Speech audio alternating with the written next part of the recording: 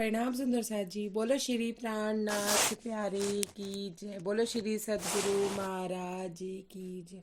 बोलो श्री राम रतन महाराज जी की जय। प्रणाम जी।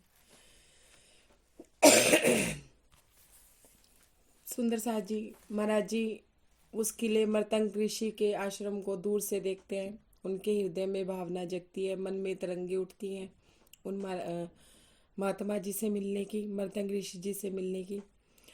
तो जब वो किसी से रास्ता पूछते हैं तो महात्मा जन उनका मजाक बना देते हैं। क्यों? क्योंकि वो जगह ऐसी थी कि वहाँ कोई चढ़ ही नहीं सकता था। और जो अगर कोई चढ़ने की कोशिश भी करता, पता नहीं कि वो पहुंचा होता था या नहीं पहुंचा होता था, लेकिन ये पक्की बात है कि वो वापस जीवित नहीं आता था। मतलब महाराज जी के साथ ये बात उनको महात्मा जनों ने वहाँ पे बता दी थी। पर महाराज जी कहाँ रुकने वाले थे जी। महाराज जी तो चल पड़े अपनी राह पे। क्यों? क्योंकि चाहना थी मन में इश्क था, मन में प्रेम था, मन में लगन थी उस महात्मा जी से मिलने की। जब हमें किसी चीज़ की लगन लग जाती है ना, फिर हमें अच्छा बुरा कुछ लगता ही नहीं है। हमें तो ऐसा लगता है बस करना है इस काम को, होता रहे जो होना है। माया में भी अगर किसी चीज़ की लगन लग जाती है तो हम हर किसी को पीछे छोड़ के उस कार्य के पीछे लग जाते हैं। तो महाराज जी अपने रास्ते पे चलने लगे। रास्ते पे चलते हुए महाराज जी ने वहाँ के वृक्षों का और वहाँ के जानवरों का और वहाँ पे कैसे वो फंसा के निकले, उन सब चीज़ों का उन्होंने वर्णन किया। यहाँ हम पहुँच गए थे। शेल और गुलदार जानवर थे जंगल में कसरत से। ये मैं पेज नंबर कर रही हूँ 85 की लास्ट की 4 लाइन। अरुण भैया आप अगर हो तो अपना कैमरा ऑन कर लीजिए, और जो सुंदर साथ कैमरा ऑन कर सकते हैं वो कर लीजिए, जो नहीं कर सकते कोई प्रॉब्लम नहीं है। दिन में भी खुराक दरिंदे अपनी धुन में रहते थे। महाराज जी कहते हैं कि रात का समय तो पता नहीं कैसा होगा, मुझे नहीं समझ आता है, लेकिन दिन का भी समय ऐसा था कि खूंगार दरिंदे मतलब दरिंदों की मतलब अ, जानवरों की आवाज़ें आती रहती थी। उन्हें ऐसा लगता था कि जानवर इधर जा रहे हैं, इधर आ रहे हैं, खूंखार अपनी गंदी गंदी आवाज़ें निकाल रहे हैं। तो महाराज जी को ऐसा सुनाई दिया। भैंसे किसी समय भी खाली जंगल समझो ही मत। क्या भैंस से खाली जंगल को तो आप समझो ही मत। वो जंगल इतना भयानक था कि दिन में भी इतना भय लगता था जिसकी कोई सीमा नहीं थी। और जंगल को खाली ना समझो कि हाँ वो जंगल खाली था, उस जंगल में क्या वास करता था? भय। अब सुंदर साथ जी बात यहाँ चल रही थी बातों निवेद की, कि जब उन्होंने कहा कि मांदों के आगे भी क्या पड़ी हुई थी? हड्डियां। तो मतलब बात ये समझाई जा रही थी कि हम बड़े बड़े गुरुजनों को या किसी भी गुरुजनों को किसी से प्रभावित होकर हम गुरु मान लेते हैं, लेकिन हमें हमारा जीवन व्यर्थ जाता है, हमारा जन्म व्यर्थ जाता है, हमें उस चीज़ की प्राप्ति नहीं हो पाती जिस प्राप्ति के लिए हम निकले होते हैं। और दिन में खुखार दरिंदे मतलब हमारे मन में अगर जागृति है, दिन किसे कहा गया है? दिन कहा गया है रात सूरज की रोशनी होती है जब उसे दिन कहा जाता है। और जब हमारे हृदय में वाणी का प्रकाश है तो हमारे हृदय में कुछ तो जागृति है ना। ज्यादा नहीं तो हम वाणी मंथन करते हैं या वाणी पढ़ते हैं। तो क्या मन में जागृति होते हुए भी, देखिए क्या कहा, अपनी धुन में रहते हैं, मतलब कि अपने मन में जागृति होते हुए भी हमारे मन में भी किसकी धुन में रहते थे? कि हमें जागृति है कि सच्चे सदगुरु कौन है। धनी देवचंद्र जी ने भी बताया है, श्री जी ने भी बताया है वाणी में, और महाराज जी भी बता रहे हैं। जागृति होते हुए भी हम उन गुरुओं की धुन में लगे रहते हैं, उन गुरुओं की धुन में चलते रहते हैं, जिससे कि हमारा जन्म खराब होता है। भैंसे किसी समय भी खाली जंगल को मत समझो। महाराज जी कहते हैं जागृति होने के बाद भी हमारे जो हृदय में जंगल है ना, जंगल विषय वासनाओं का कह लो, या अब तो वासनाएं माया की खत्म हो गई ना, राज्य की चल रही है। अब राज्य की राह में भी हमारी कितनी कितनी इच्छाएं होती हैं कि हम वस्त्र बना लें, हम राज्य के लिए भजन गा लें, हम वाणी मंथन कर लें, हम चितवनी कर लें। ये क्या है? ये जंगल है। उसमें भय किस चीज़ का है? ध्यान से सुनिएगा, यहाँ भय का वर्णन किया गया है। तो वो भय किस चीज़ का है? कोई सुंदर साथ कोई महापुरुष गुरु कह रहे हैं जब तक हमें सदगुरु नहीं मिले तब तक की हमारी अवस्था बता रही हूँ, सदगुरु मिलने के बाद तो सब कुछ शांत हो जाता है। कि एक सुंदर साथ ने बोला कि चितवनी करनी चाहिए, एक सुंदर साथ ने बोला जी नहीं वाणी मंथन करना चाहिए, एक सुंदर साथ ने बोला जी भजनों में जो रस है ना वो कहीं नहीं है। अब चितवनी वाले सुंदर साथ के पास गए तो वाणी वाले सुंदर साथ से डर लग रहा है कि वो क्या कहेंगे, वाणी मंथन कर रहे हो चितवनी कर नहीं रहे हो। चितवनी वाणी मंथन वाले सुंदर साथ के पास गए तो डर लग रहा है कि वो कहेंगे चितवनी क्या कर रहे हो, तुम्हें अभी भी चितवनी हो मेरा सारा है। मतलब इस तरह से हमारे अंदर कहीं ना कहीं धर्म में भी भय घुसा रहता है कि ये सुंदर साथ ने तो ये रास्ता बताया, उस सुंदर साथ ने तो वो रास्ता बताया। सुंदर साथ जी सबका अपना अपना रास्ता है, किसी को भजन में आनंद है, किसी को वाणी मंथन में आनंद है, किसी को चितवन में आनंद है, और हमारे जैसों को तो माया में घूम के भी आनंद है, क्योंकि माया में है, घूम रहे हैं, हर पल राज्य की उपस्थिति को महसूस करना चाहते हैं, कोशिश करते हैं, कभी होती है कभी नहीं होती है, लेकिन फिर भी हम मस्त हैं। तो मन में फिर भय समझ, आपको मेरा भय समझ आ, जो मैं भय समझाना चाह रही हूँ समझ आ गया। लगता है ना डर कि इधर जाएंगे तो इन्होंने कुछ कहा था, उन्होंने कुछ कहा था, उन्होंने कुछ कहा था। तो ऐसे सुंदर सा से भी डर लगता है, अंदर से डर लगने लगता है कि वो क्या कहेंगे और वो क्या कहेंगे। तो ऐसी बात महाराज जी कह रहे हैं कि भय से किसी समय भी खाली जंगल को मत समझो, पथिक पहुंच जावे मंजिल तक, बहुत बड़ी समझो किस्मत। महाराज जी कहते हैं कि ये जब जो सुंदर साथ हैं, जो भयभीत है, माया में भयभीत नहीं बता रही मैं, माया की बात छोड़ दीजिए, माया तो अब हमें भय सताएगा ही नहीं ना जब हम इतनी राह में आगे बढ़ गए। अब हमें भय किसका सता रहा है, सुंदर साथ का भय सता रहा है कि ये सुंदर साथ क्या कहेगा, वो सुंदर साथ क्या कहेगा। अगर मैंने वस्त्र बनाए तो उन्होंने कहा था कि राज्य को भौतिकताओं से रिझाओगे, राज्य को वस्त्रों की क्या जरूरत है। अगर मैंने तरह तरह पकवान बनाए तो फिर ये कहेंगे नहीं ये तो मन के पकवान है, राज्य ने कहा पकवान कही। देखिए, तो ये भय, तो महाराज जी क्या कहते हैं कि पथिक पहुंच जाए मंजिल तक, इस भय से आगे, इस भय को पार करके अगर पथिक अपनी मंजिल तक, हम राज्य तक पहुंच जाएं तो बहुत बड़ी गनीमत समझो। हम तो इसी भय में मर जाते हैं कि ये गुरु क्या कहेगा, वो गुरु क्या कहेगा, हमारे गुरु जी ने तो ऐसा बोला था, हमें ऐसा नहीं करना चाहिए। जबकि जो गुरु जी ने बोला था उसमें रस नहीं आ रहा है तो फिर कुछ और करेंगे ना। तो महाराज जी ने पहले दिन ही बोला था, दूसरे दिन के बीतक में महाराज जी ने बात बताई थी कि हमें सन्यास लेना चाहिए। क्या करना चाहिए, सन्यास लेना चाहिए। सन्यास कैसे, कि हमें भगवा वस्त्र नहीं धारी करनी चाहिए, धारण करनी चाहिए। हमें जिस जगह से, जिस वस्तु से, जिस विचार से रस नहीं आ रहा है तो उस विचार को त्याग त्याग देना चाहिए, उस जगह को त्याग देना चाहिए, उस परिस्थिति को त्याग देना चाहिए।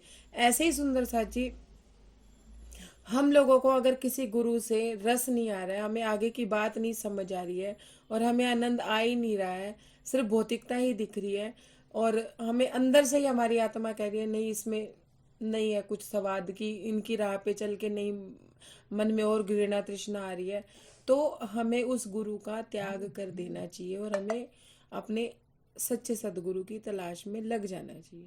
तो इसमें कोई बुराई वाली बात नहीं है। तो महाराज जी क्या कहते हैं कि इन भय से हटके अगर हम राज्य तक पहुंच जाएं तो उसे गनीमत मानिएगा, आसान मत मानिएगा। Page number 86। जिस प्रकार घुमा करते हैं जंगल में धोले काले, लेकिन हमें मिला नहीं कोई किसी उनके गली मोहल्ले में। महाराज जी कहते हैं कि जंगल में कोई काले काले वो नहीं होते, क्या कहते हैं, जंगली लोग भी होते हैं, जैसे धोले काले हुड़ हुड़ हुड़ करते सामने आ जाते हैं कि देखा ना आपने साउथ के जंगलों में, वो फिल्मों में तो देखा होगा ना कि जंगल में कोई फंस जाता है तो वो पत्ते पुत्ते पहन के हुड़ हुड़ करके आ जाते हैं। तो महाराज जी कहते हैं मुझे तो वो लोग भी नहीं दिखे। महाराज जी की व्यथा देखिए कि वो जंगल में है, कहाँ पहाड़ी पे चढ़ रहे हैं तो उनको वो भी नहीं दिख रहा है कोई, वो कह रहे हैं कोई काले धोले कोई तो दिखे, कोई नहीं दिख रहा था, कोई एक आदमी भी नहीं दिख रहा था। क्या हमें ऐसा लग ही नहीं रहा था कि वहां किसी ने कोई गली बसा रखी है या किसी ने कोई मल्ला बसा रखा है कि चार लोग जंगली जानवर जंगली इंसान भी वहां रह रहे हैं, कोई ऐसी बात नहीं थी। भय ना मौत की सीध नाग की, बढ़ गए हम भी ऊपर, अब आश्रम की दृष्टि जब आश्रम दृष्टि में आया एक चौतरे के ऊपर। महाराज जी कहते हैं कि मौत का भय नहीं था, मरने का मुझे डर नहीं था। मैंने कहा देखी जाएगी जो होगा। मौत की सीध में, मतलब ऐसे ऊंचे ऊंचे चले जा रहे थे कि अगर पैर फिसल जाता तो नीचे जब दम से गिरते तो क्या हालत होती। महाराज जी कहते हैं मुझे मौत का भय नहीं था, सीध पे थी मौत, लेकिन फिर भी मैं बढ़े जा रहा था आगे, मैं बढ़ गया ऊपर। मेरे को जब आश्रम दिखा तो वहाँ पे एक चौतरा है, चौतरे के ऊपर मतलब एक आश्रम दिखा। हाँ, एक जगह को समतल करके बनाया हुआ था वो आश्रम। लगे ढूंढने रास्ता ऊपर का हम घूम घूम करके। महाराज जी कहते हैं कि हम अब रास्ता ढूंढने लगे, कहाँ जाने का। आश्रम दिख गया दूर से, लेकिन आश्रम के अंदर कहाँ से एंटर होगा ये हम घूम घूम के वहाँ आश्रम तक जाने का रास्ता ढूंढ रहे थे। मगर मार्ग बिल्कुल नहीं पाया, थी दीवार किले जैसी, चढ़े जानवर ऊपर कैसे, इनकी तो ऐसी की तैसी। महाराज जी कहते हैं कि मार्ग बिल्कुल नहीं मेरे को मिल रहा था। दीवार कैसी थी, बिल्कुल किले जैसी। किला कैसे, बिल्कुल ऐसे स्ट्रेट।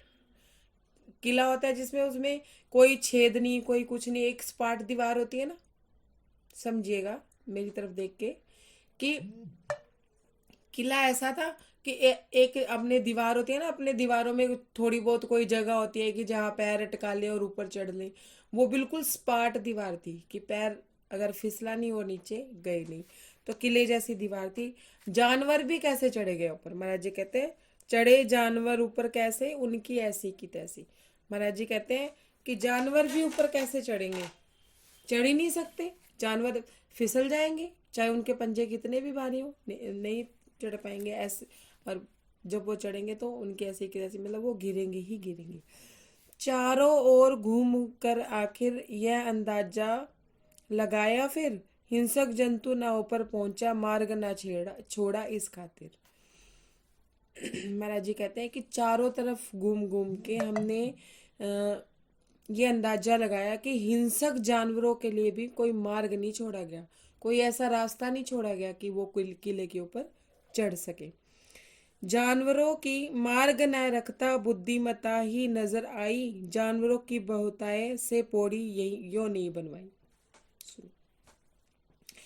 महाराज जी क्या कहते हैं, मार्ग जिसने भी ये आश्रम बनाया उसने कितनी बुद्धिमता मतलब जताई है कि उसने पौड़ी नहीं बनवाई। अगर वो पौड़ियां बनवा देते, सीढ़ियां बनवा देते, तो जानवर सीढ़ियों पे पैर रख के चढ़ जाते, क्योंकि वहां जानवरों की अधिकता थी।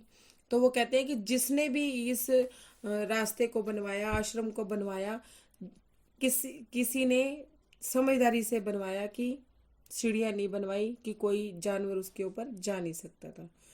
मगर जंगली जानवरों से टक्कर रोज कौन लेता, पहरा हरदम एक रह जाता, विघ्न रहा करता हर वक्त। महाराज जी कहते हैं अगर उसने पौड़ी बनवा दी होती तो वो कोई भी जंगली जानवर उस पौड़ी से चढ़ के आश्रम में एंटर कर जाता। फिर क्या होता कि हरदम किसी एक इंसान को पहरा देना पड़ता और कोई ना कोई व्यवस्था करनी पड़ती जानवरों से बचने के लिए। तो महाराज जी कहते हैं जिसने भी ये आश्रम बनवाया बहुत सोच समझ के बनवाया कि वो अब चैन से रह के, चैन न लेने देते हिंसक जीव जंतु वन के कंपक, हर एक जगह दो एक पत्थर को देख देख हमें जचा। महाराज जी कहते हैं क्या रखा हुआ था वहां पे, छोटे छोटे, बहुत छोटे छोटे से पत्थर रखे हुए थे। देखो आश्रम की जो दीवारें थी वो किले जैसी थी, दीवारों से तो कोई चढ़ ही नहीं सकता था, लेकिन आश्रम के अंदर जाने का भी तो कोई रास्ता होगा ना। जो अब जैसे हम अपने घर की ऊंचाई पे बनाते हैं, ऊंचाई पे बनाते हैं तो हम सीढ़ियां बनवाते हैं ना, 2 या 3 सीढ़ियां चढ़ के अपने ऊपर जाते हैं, जो घर बने होते हैं आजकल। महाराज जी कहते हैं कि जिसने भी वो आश्रम बनवाया उसने सीढ़ियां नहीं बनवाई, उसने छोटे छोटे पत्थर रखवा दिए, 2 छोटे छोटे, जिससे कि एक इंसान उस पत्थरों पे पैर रख के चढ़ सके, लेकिन जानवर उस पे ना चढ़ सके। एक जगह 2 पत्थर देकर हमें ऐसा जचा। ऊपर आने जाने का एक जगह कुछ चिन्ह मिला, जैसे ही जड़े पकड़कर चढ़ गए हम घिसरा घिसरा। महाराज जी कहते हैं कि अब उस आश्रम में जाने के लिए, ऊपर जाने के लिए मुझे एक पग चिन्ह दिखा। जैसे जहाँ पे रोज पैर रखते रहो तो वहां पे एक जगह बन जाती है ना, एक निशान बन जाता है। तो महाराज जी कहते हैं मुझे वो निशान दिखा, मैंने उस जगह पे ही पैर रख के, सुंदर साथ जी, बहुत ज्यादा गहरी बात महाराज जी बता रहे हैं कि मैंने उस पग चिन्हों पे ही पैर रख रख के घिसरा घिसरा के ऊपर चढ़ गया। देखा तो एक चबूतरा और चौगुठा खुला हुआ, वह भी दीवार नहीं बल्कि कटी हुई एक चट्टान। महाराज जी कहते हैं कि मुझे एक चबूतरा दिखा और दरवाजा वहां का खुला हुआ था, और वहां पे भी दीवार नहीं थी बल्कि एक कटी हुई चट्टानी थी। मतलब एक चट्टान को काट के वो दरवाजा बनाया गया था, कोई दीवार नहीं बनी हुई थी। मतलब स्पेशली कोई दीवार बनी हो ना।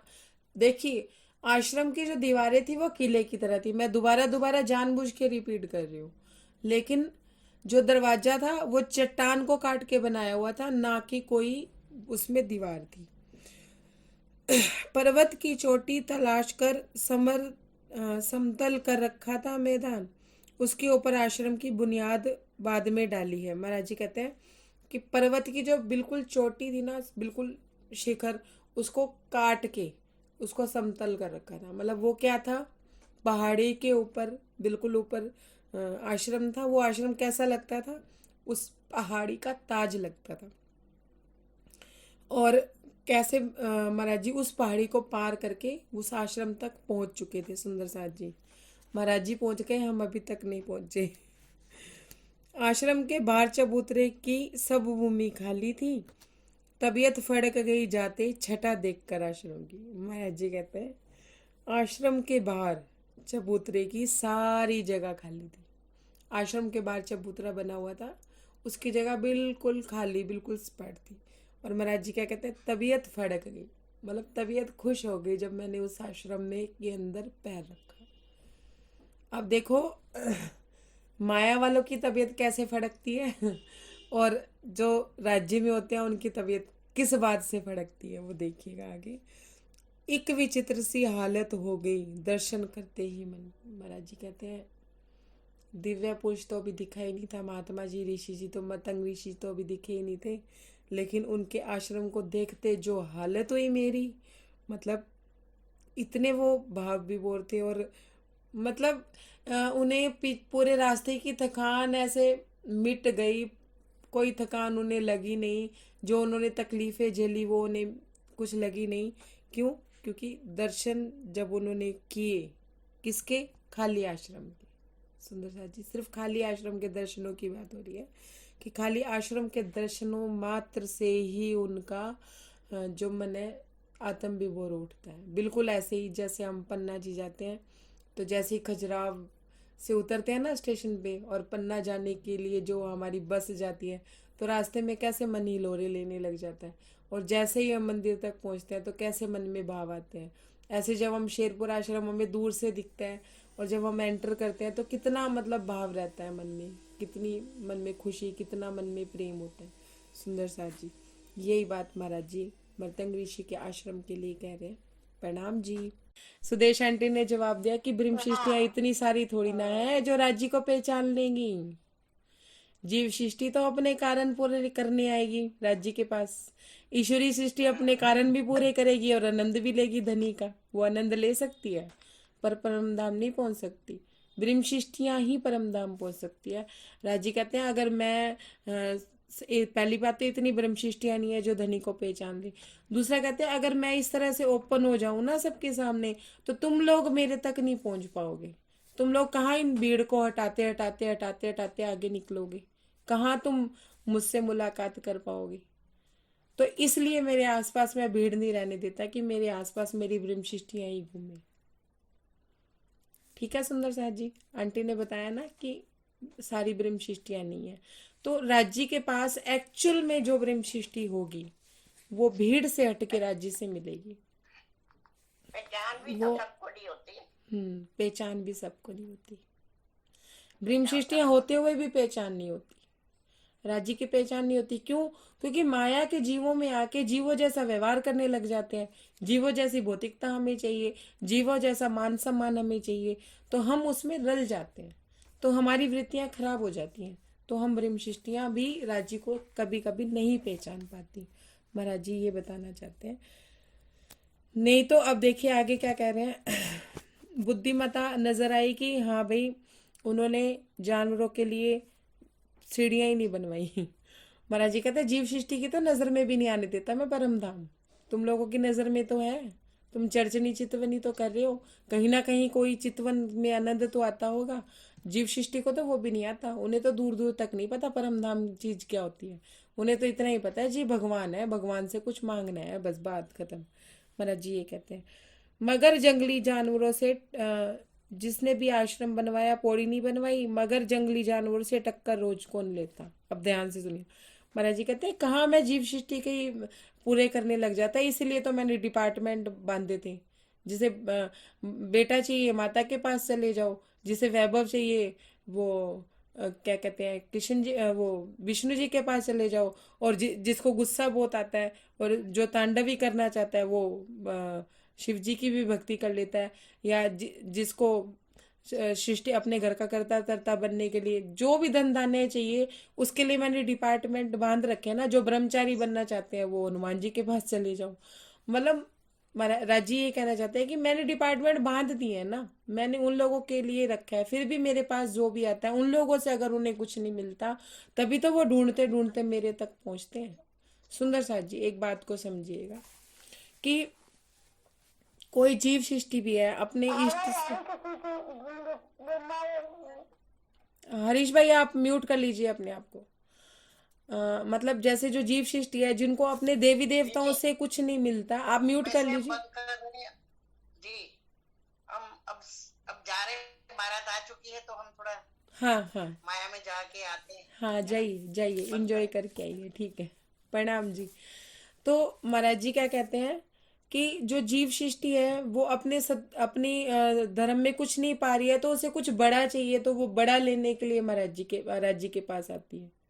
फिर राज्य से वो बड़ी बड़ी चीजें मांगती है, अपने उनसे नहीं मिलता है तो इसलिए सबसे बड़े भगवान राज्य तो हैं ही, तो वो भी उन्हें बड़ा मानने लग जाती है। बस वो इतना ही मानते हैं कि ये सबसे बड़े भगवान है, उसके आगे की पहुंच भी उसकी है नहीं जीव सृष्टि की। वो ये कहना चाहते थे महाराज जी कि जंगली जानवरों से, मतलब इन जीव सृष्टियों से कौन रोज टक्कर लेगा। तो महाराज जी कहते हैं कि मैंने जगह छोड़ी नहीं कि कोई ब्रह्म सृष्टि मेरे तक पहुंचे। मेरे तक पहुंचे इन द सेंस उनके स्थान तक पहुंचे ऐसा नहीं, उनके हृदय तक पहुंचे, उनके घर तक पहुंचे, जिसे परम धाम समझ में आए। ये जीव सृष्टि का काम नहीं है। महाराज जी ये कहना चाहते हैं इसमें। पहरा हरदम एक रह जाता, विघन रहा करता हर वक्त, चैन ना लेने देते हिंसक जंतु वन के कम वक्त। ये आश्रम का वर्णन हो रहा है और जंगल से उपस्थित आश्रम है, इसलिए महाराज जी ने जानवरों का वर्णन किया है। लेकिन इस दुनिया में भी महाराज जी जो वर्णन कर रहे हैं वो क्या कहते हैं कि हर दम पहरा रखना पड़ता। महाराज जी कहते हैं मुझे भी एक पहरेदार रखना पड़ता कि जो ब्रह्म सृष्टि है उसको तो मेरे कमरे में भेज दो, और जो जीव सृष्टि है उसको जो देना है उसको दे के विदा करो, उसका जो काम है उसको दे के विदा करो। मुझे पहरे रखने पड़ते हैं, इसलिए मैंने रखा ही नहीं, मामला ही नहीं रखा कि जीव सृष्टि मेरे आसपास भी फटके। सुंदर सा जी, जो जीव सृष्टि होगी ना वो पन्ना जी तक भी नहीं पहुंच पाएगी, वो शेरपुर तक भी नहीं पहुंच पाएगी। जाएगी, वहां जाएगी तो सिर्फ अपनी कामना पूर्ण करके वापिस आ जाएगी, मतलब अपनी इच्छाएं बता के वापिस आ जाएगी। उनके कहने मतलब महाराज जी के कहने का ये मतलब। फिर ये चैन ना लेने देते हिंसक जीव जंतु वन के कम वक्त, कि ये जीव सृष्टि चैन ना लेने देती, ब्रह्म सृष्टि को तो मेरे तक पहुंचने नहीं ना देती। भीड़ ही इतनी ज्यादा हो जाती कि राज्य के पास भी, राज्य तक भी ब्रह्म सृष्टि नहीं पहुंच सकती। ऊपर आने जाने के अब ध्यान से सुनेगा। एक जगह दो एक पत्थर को देख देख कर हमें जचा। ध्यान से समझिएगा महाराज जी क्या कह रहे हैं कि एक जगह एक दो पत्थर ही मैंने देख कर ही हमें जचा। क्या जचा? अब ये एक दो पत्थर क्या है सुंदर साथ जी? अगर कोई महाराज जी को इतना वर्णन करने की जरूरत भी नहीं थी। महाराज जी सिर्फ इतना भी लिख सकते थे कि खूंखार रास्ता था, मैंने उसे पार किया, मैं आश्रम तक पहुंच गया। वो एक एक चीज, जिस जिस चीज की कोई प्रतीक मात्र है, संकेत मात्र है, वो उन चीजों का वो वर्णन कर रहे हैं। महाराज जी कहते हैं कि दो एक ब्रह्म सृष्टियां ही, दो एक सतगुरु ही, एक कहते हैं कि समझ लीजिए कि हमारे एक जन्म में हमें एक या दो या तीन ही ब्रह्म सृष्टियां कोई दिखेंगी जीवन में। समझिए, अब मैं नहीं कह रही कि हम ब्रह्म सृष्टियां या जीव सृष्टियां, उसकी बात नहीं हो रही, कि कोई परमहंस हमें एक या दो ही परमहंस अवस्था में दिखेंगे। उसके ऊपर अब क्या करना है, ध्यान दीजिए। वो क्या कहते हैं कि एक दो जगह एक पत्थर को देखकर हम जचा हमें कि एक या दो परमहंस ही हमें दिखेंगे। ऊपर जाने आने जाने का एक जगह कुछ चिन्ह मिला हमें। महाराज जी कहते हैं उन पत्थरों पे पैर रख के जाने का चिन्ह मिला मुझे। चिन्ह मतलब पैर मिले, पैरों का निशान मिला। ध्यान से सुनिएगा, पैरों का निशान मिला। उसी जगह से जड़े पकड़कर चल गए, चढ़ गए हम घिसरा घिसरा के। महाराज जी कहते हैं उन पत्थरों के ऊपर मुझे निशान मिला, उस निशान के ऊपर पैर रखे मैं घिसर घिसर के चल गया। सुंदर साहब जी, अब जो बात मैं कहने जा रही हूँ वो बहुत ध्यान देने योग्य बात है। मैं एक एक लाइन इसलिए पढ़ रही हूँ क्योंकि यही रास्ता हमें हमारे राज्य तक हमें पहुंचाएगा। धनी देवचंद्र जी हुए आए, उनके साथ हम लोग भी इस दुनिया में आए। धनी देवचंद्र जी ने रास्ता खोजा, गुरु बदले, सब कुछ बदला। सब कुछ करने के बाद उन्होंने राज्य को पाया। ध्यान से सुनिएगा, वो स्वयं श्यामा महारानी थी। फिर महराज ठाकुर आए, महराज ठाकुर में इंद्रावती जी आए, इंद्रावती जी की वासना आई तो उनमें साक्षात राजी महाराज ने बैठक की और ये हमारे लिए वाणी उतारी। 400 वर्षों से हम वाणी पढ़ रहे थे या 200 वर्षों से पढ़ रहे होंगे। फिर परमहंस आए, जुगलदास महाराज जी आए। उन्होंने इसी वाणी में से सांकेतिक रूप से जो परम धाम का वर्णन किया हुआ था उसका वर्णन विस्तार पूर्वक किया। जुगलदास महाराज जी की बड़ी व्रत में रसानंद का वर्णन उन्होंने किया। जुगलदास महाराज जी ने प्रेम पाती लिखी, एक पत्थर रख दिया। समझिएगा, उन्होंने पत्थर रख दिए, 2 पत्थर रख दिए, 3 पत्थर रख दिए। कहाँ? राज्य परम धाम पहुंचने के लिए 2 पत्थर रख दिए कि उन्होंने चर्चनी को विस्तार से लिखा, परम धाम को विस्तार से लिखा, वहाँ के सुखों को लिखा कि हमें आनंद आए और हम माँ की चाहना हम करें। अब सुंदर साहब जी, पत्थर तो उन्होंने रख दिए, ठीक है, परम धाम पहुंचने के लिए, लेकिन अब हम चढ़ने में भी डर रहे हैं कि कहीं पत्थर से पत्थर फिसल ना जाए और हम गिर ना जाएं, कहीं पत्थर सरक ना जाए फिर हम गिर ना जाएं। कहीं कैसे कैसे डरते हैं हम लोग कि अगर मैं ज्यादा राज्य चलागी ना तो मैं पागल हो जाऊंगी, इस दुनिया के लोग तो मैंने कुट्टनगे। समझिए, ये हमारी व्यथा है। हाय, मैं राज्य चलागी ना फिर मेरा घर बार कौन देखेगा, मेरे तो बच्चे रोल जाएंगे। ये डर, डर ये देखो, मन अब हावी नहीं है। समझिए, मन ने एक दृढ़ता कर लिया राज्य चाहिए, लेकिन मन प्रकट हो जाता है जी, और मन अंत समय तक प्रकट रहेगा। अंत समय तक विषय वासनाएं तो खत्म हो जाएंगी, लेकिन मन में जो आशा तृष्णा है वो लास्ट तक रहेगी। लेकिन उस आशा तृष्णा में हमने अपने मन को हावी करना है। हमें डर ये लगता है मैं पूरी तरह ना राज्य चलागी ना, मेरे को माया का कोई काम नहीं होना, मैं तो मार मुर जाना है। माया वास्ते तो में मरी मरी होते हैं जो राज्य में लग जाते हैं उनके तो वो कहते हैं पत्थर तो उन्होंने रख दिए, लेकिन फिर भी सुंदर साथ उस पर पैर नहीं रख पा रहा था, पैर रख के चल नहीं पा रहा था। फिर राज्य आए, मेरी फेरी लगी रहेगी जब तक आत्म नहीं जगेगी। फिर राज्य किसी और परमहंस के रूप में आए, उन्होंने वाणी के रास्ते पे चल के दिखाया।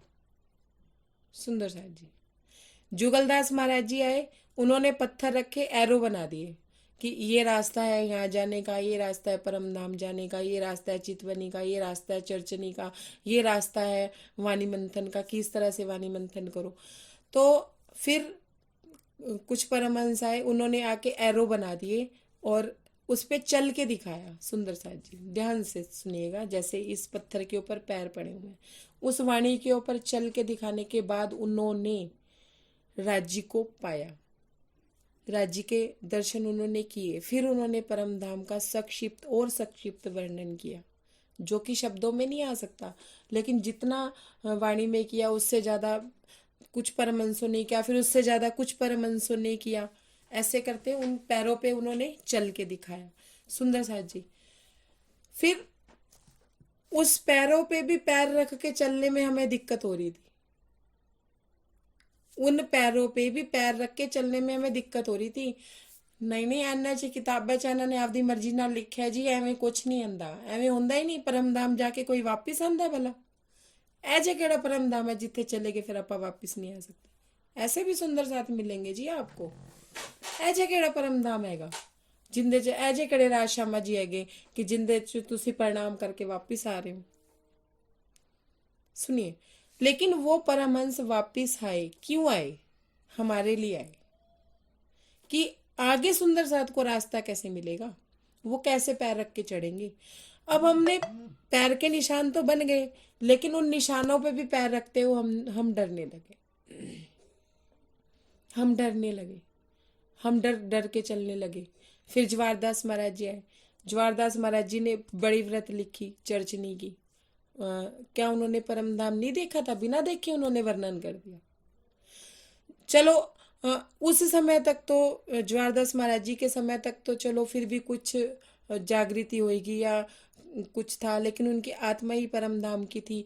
जुगलदास महाराज जी, उन्होंने तो 6 महीने अपने आंखों पे पट्टी बांधी हुई थी जब उन्होंने वर्णन किया, और किसी सुंदर साथ ने उन्हें कागज पे उतारा। उन्होंने नहीं आंखें नहीं खोली थी 6 महीने तक, तो उन्होंने परमधाम का एक एक जर्रा जर्रा वर्णित कर दिया था। जवारदास महाराज जी आए, उन्होंने भी चल के दिखाया, तो चरण और गहरे हो गए। जवारदास महाराज जी के समय पे ही महाराज जी थे, दोनों आत्म बहनें थी, समझिएगा। जवारदास महाराज जी को वाणी मिली, सब कुछ मिला। बड़े महाराज जी को ना वाणी मिली ना कुछ मिला, तब भी उन्होंने उस राह पे चल के पैरों के निशान इतने गहरे कर दिए कि किसी कोई सुंदर साथ उनकी बितक पे भी चल लेना तो भी उन्हें राज्य मिल जाए। अब महाराज जी क्या कह रहे हैं कि उस पत्थर के ऊपर मैंने पैरों का निशान देखा, मैंने उस पैरों पे ही निशान पे ही पैर रख के मैं घिसर घिसर के ऊपर चल गया।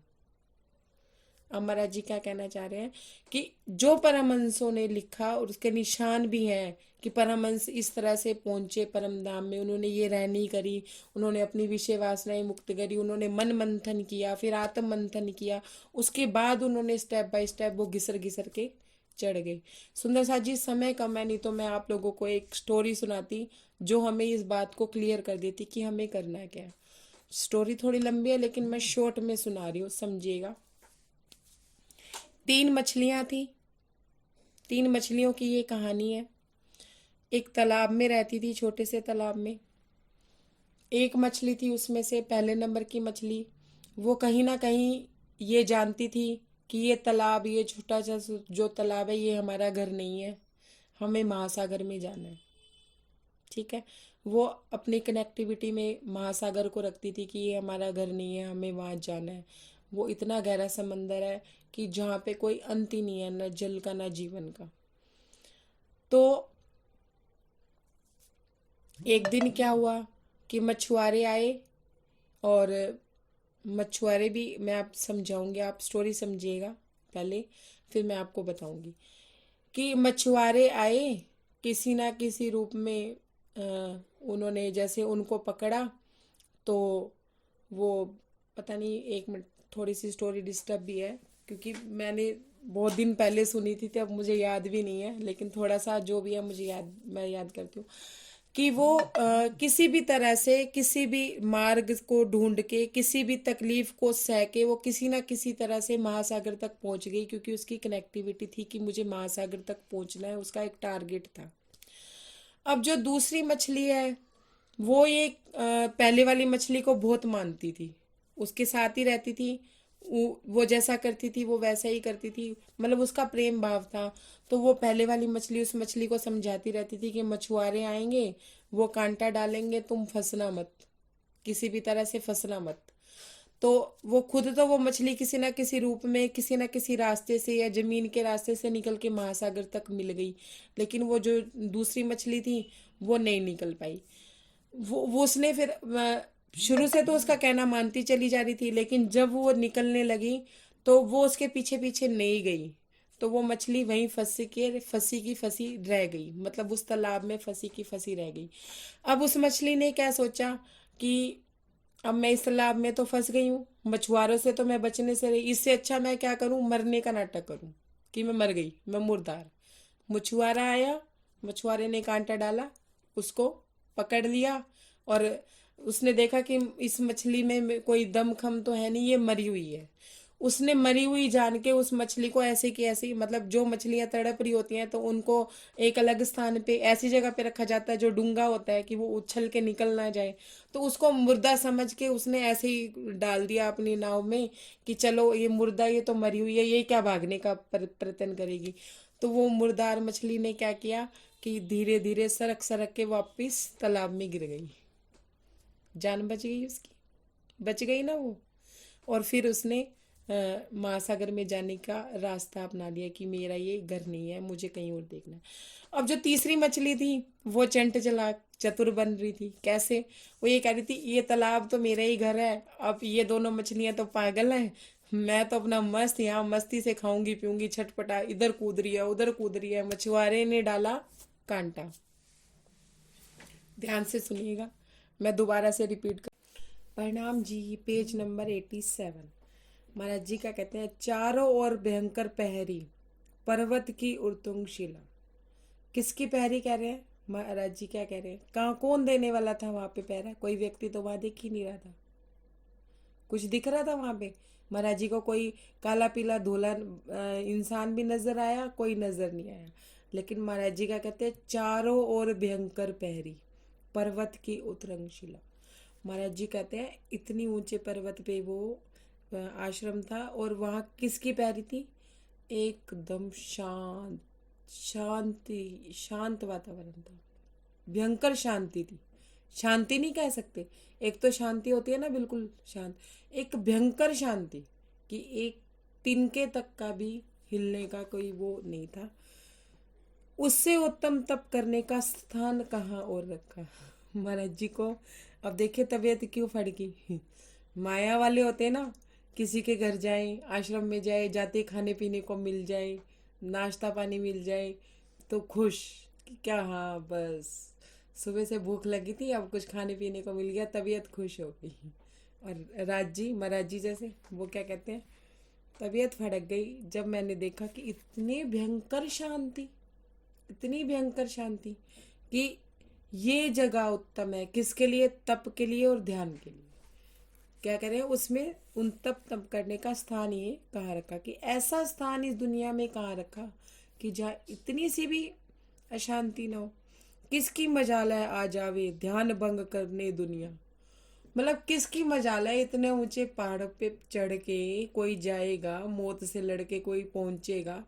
महाराज जी कहते हैं किसी की कोई मजाल नहीं कि दुनिया का कोई बंदा भी आ जाए, ध्यान में बैठे हो ऊपर से कोई आ जाए कैसा लगता है, मन मंथन चल रहा हो ऊपर से कोई आ जाए कैसा लगता है, कोई छेड़ दे कैसा लगता है। तो महाराज जी क्या कहते हैं, किसी की मजाल नहीं कि कोई हमारा ध्यान भंग करने वहां आ जाए। स्वर्ग धरा पर उतरा सा था दुष्टि गोचर वहां हुआ। महाराज जी कहते हैं मुझे तो बस वही स्वर्ग लग रहा था, मुझे ऐसा लग रहा था कि दुनिया में कहीं और स्वर्ग है ही नहीं, यही स्वर्ग है कि जहाँ कोई टेंशन नहीं, कोई कुछ नहीं, अलग थलग इस झूठे जग से विषयों का चिन्ह मात्र नहीं। सुंदर साथ जी, महाराज जी जो वर्णन कर रहे हैं, कर आश्रम का रहे हैं, लेकिन किसका आश्रम है? मर्तंग ऋषि का। और हम अगर किसी के घर में जाते हैं ना, हम कहते हैं ना कि इनके घर में गए तो पॉजिटिव विक्स आ रही थी, वाइन्स आ रही थी, और इनके घर में गए तो नेगेटिव आ रही थी, मतलब नेगेटिव वाइब्स आ रही थी। क्यों होता है कि वहाँ के लोग जैसे होंगे उस तरह की वाइब्स उस घर में बन जाती है। लोग झगड़ालू होंगे तो झगड़े की वाइब्स आएंगे, और जो प्रेमी होंगे, राज्य को मानने वाले होंगे, एक अजीब सी शांति होगी उनके घर में, एक अजीब सा संतुष्टि पना होएगा, घर में एंटर करते ही एक अजीब सा सुकून होता है ना ऐसे, होता है ना सुंदर साथ जी? कोई तो जवाब दे सकता है, कैमरे किसी ने नहीं ऑन कर रखे, 2 या 3 ही ऑन है बस। जी जी होता है। होता है ना ऐसे। होता है। तो बिल्कुल महाराज जी कहते हैं, अब वो वर्णन किसका कर रहे हैं? मर्तंग ऋषि के हृदय का। ध्यान से सुनिएगा कि उनका हृदय ऐसा ही था जैसे उनका आश्रम था। क्या था? अलग थलग इस झूठे सकते, एक तो झूठे जग से बिल्कुल अलग अलग थलग रह रहे थे, विषयों का चिन्ह मात्र नहीं, विषय वासनाएं उनमें बिल्कुल भी नहीं थी। हाँ जी, प्रणाम जी, प्रणाम जी। प्रणाम जी। सुन रहा था चितवन में, मैं तो अब वहीं आश्रम में पहुंच भी गया था, इतना सुंदर लग रहा था। हाँ, फिर आश्रम उन्हें में खैर अगर आंखें बंद के आश्रम में पहुंच गए तो फिर तो बेटर पहुंच है, गया। आंखें बंद ही रखिए। तो महाराज जी क्या कहते हैं कि चिन्ह मात्र का निशान, मतलब विषय वासनाओं का तो चिन्ह मात्र भी नहीं था, बिल्कुल भी विषय वासनाएं वहां पे, किसी चीज की विषय वासनाएं, सिर्फ ये ना समझिए कि आ, ये जो शारीरिक विषय वासना या कोई किसी भी चीज की कोई विषय वासना नहीं थी, उसका वर्णन करें। धन्य धन्य धन्य धन्य स्मृति मृतंकी, तुमसे मिथ्यावाद नहीं। महाराज जी कहते हैं कि मैं धन्य धन्य कर रहा था उन मृतंग ऋषि का, कि उनमें बिल्कुल भी मतलब ऐसा कोई विवाद ही मुझे नहीं नजर आ रहा था उनके आश्रम को देख के, कि कोई चीज ऐसी वहां नजर नहीं आ रही थी जिस वो जो झूठ की चीज हो या झूठ लग रही हो। छटा देख कर तेरी अब भी मन हलोरे लेने लगता। किसकी छटा? किसकी छटा देख के मन हलोरे ले रहा था?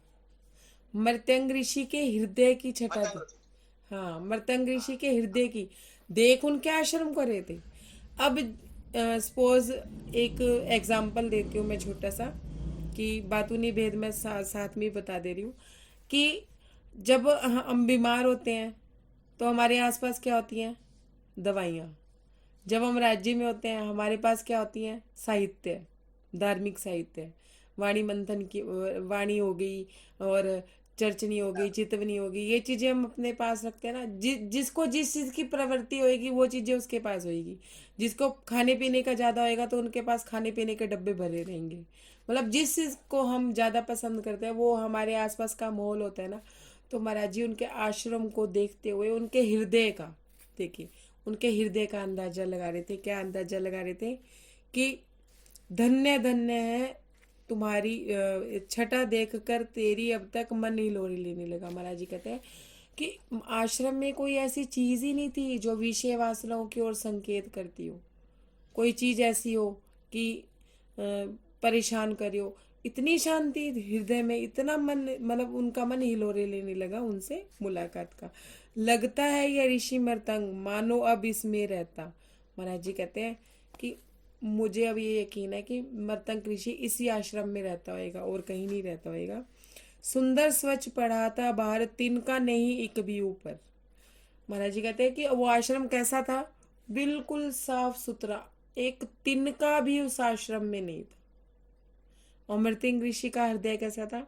कि एक तिनका भी उनके हृदय में, मतलब कोई भी बात, कोई भी व्यक्ति उस हृदय में निवास नहीं करता था। महाराज जी के कहने का भाव ये है, जैसे कोई झाड़ निपटा हो कोई साधु इस पर। महाराज जी कहते हैं कि ऐसे लग रहा था कि आश्रम को किसी ने अभी झाड़ा फूका है, कि यहाँ कोई साधु रहता है जिसने अभी आश्रम की झाड़ फूक करी है, इतना साफ था।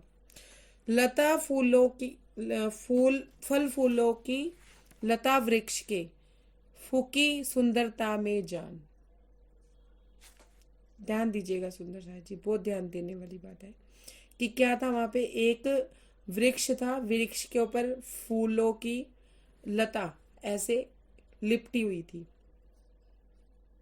समझिएगा, जो गुरुजन होते हैं वो सांकेतिक रूप में चीज रखते हैं। जैसे पुराने समय में, मैं एक एग्जांपल दे रही हूँ बीतक का ही, इसी बीतक का ही, कि उनकी माता ने क्या किया था कि धन को गाड़ के वहां पे वो दिया जलाया करती थी।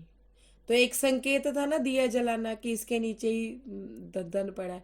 अब वहां पे क्या था? एक पेड़ था, फूलों की और फलों की लताएं, मतलब जो लिपटी रहती है ना, लताएं कहते हैं ना उसको, लताएं ही कहते हैं। वो लिपटी हुई थी पेड़ के ऊपर, जो ओ इतनी, वेल वेल। बेल जैसे। इतनी मनमोहक थी, इतनी मनमोहक थी कि उस आश्रम की सुंदरता में चार चांद लगा रही थी। दृश्य देख मनमोहक इनसे मिलने का चाव हुआ। महाराज जी कहते हैं कि ऐसा मनमोहक दृश्य देख के तो मेरे उनसे मिलन की जो चाहना थी वो बहुत ज्यादा बढ़ गई। किस प्रकार के होंगे वे जिनके घर के हैं, ये भाव हुआ। सुंदर सा जी महाराज जी क्या कह रहे हैं कि किस प्रकार के होंगे वो जिनका घर इस प्रकार का है। तुलसा दीदी आप भी कैमरा ऑन कर लीजिए। कि जिनके घर का भाव ये है कि एक वृक्ष है, उसके ऊपर फल और फूलों की लताएं ऐसे लिपटी हुई हैं और वो इतना मनमोहक लग रहा है। सुंदर साथ जी एक एक तरह से आंखें बंद करके इस बात को महसूस कीजिए कि एक बड़े से वृक्ष के ऊपर जमीन से ही लताएं उसके ऊपर लिपटी हुई है और पूरा पेड़ ढका हुआ है और उसमें फल और फूल लगे हुए हैं। कैसा महसूस होता होगा, कैसा लगता होगा, मतलब एक मनमोहक सा पेड़। फिर क्या कहते हैं कि मेरा चाव उनसे बढ़ गया, है विरक्ता का प्रतीक जिस जिस जगह उनका वासा था। महाराज जी कहते हैं कि पहले तो वो क्या कहते हैं कि उनसे जिस घर के हैं ये बा, महाराज जी कहते हैं कि वो खुद कैसे होंगे जब उनका घर ऐसा है। सुंदर साथ जी हमारा परम धाम कैसा है और उसमें रहने वाली रूहें कैसी हैं, ये भाव महाराज जी दर्शा रहे हैं कि जिनका घर ऐसा है वो उसमें रहने वाले कैसे होंगे। ऐसी बात महाराज जी हमें समझा रहे हैं। तो वो कहते हैं कि ये जगह क्या थी, विरक्ता का प्रतीक थी। विरक्ता मतलब कोई भी उसमें राग द्वेष, कोई भी इंद्रियां तो थी, विषय वासनाएं तो थी भी नहीं और ईर्ष्या द्वेष भी कुछ नहीं था। विरक्ता थी, विरक्त बिल्कुल कि हर चीज से विरक्त समझ लीजिए आप। हृदय मचल उठा दर्शनों को क्योंकि बेचारा प्यासा था। महाराज जी कहते हैं कि मन में चाहना तो थी लेकिन अब हृदय मचलने लगा। एक मचलन, एक चंचलता होती है ना मन में कि बस अब मिल जाए, बस अब नहीं सब्र हो रहा। समझा मेरी बात? मचलना समझ गए आप? हृदय मचल कैसे गया कि मचल ही गया कि अब मिल जाए, अब इनके दर्शन हो जाए। आश्रम देख के अब हम किसी का घर देखते हैं ना कि कितना सुंदर है, कितना कहीं ना कहीं ये भी मन में होता है कि इनके घर के लोग कैसे होंगे, है ना। चंचलता नहीं, व्याकुलता। लेकिन इसमें मचलना लिखा तो मैंने वही बोला। हाँ व्याकुलता भी कह सकते हैं कि इतनी व्याकुलता बढ़ गई कि अब उन्हें चैन नहीं आ रहा उनसे मिले बिना, मचल गया उनका हृदय। ठीक मध्य से उस चौबूतरे के एक छोटा सा तालाब था। महाराज जी कहते हैं मन मचल गया था मेरा, लेकिन उस एक फिर उन्होंने अपने मन को थोड़ा सा इधर उधर देखा कि कहीं कुछ दिखेगा। तो उन्होंने क्या देखा कि एक चबूतरे पे छोटा सा तालाब था जिसमें बरसती पानी एकत्रित होता अपने आप। महाराज जी कहते हैं कि जो पानी बरसता था ना वहां पे, जो बारिश होती थी, जो नेचुरल बारिश होती थी, उसका पानी उस तालाब में इकट्ठा होता था। अब जल का वर्णन कर रहे हैं।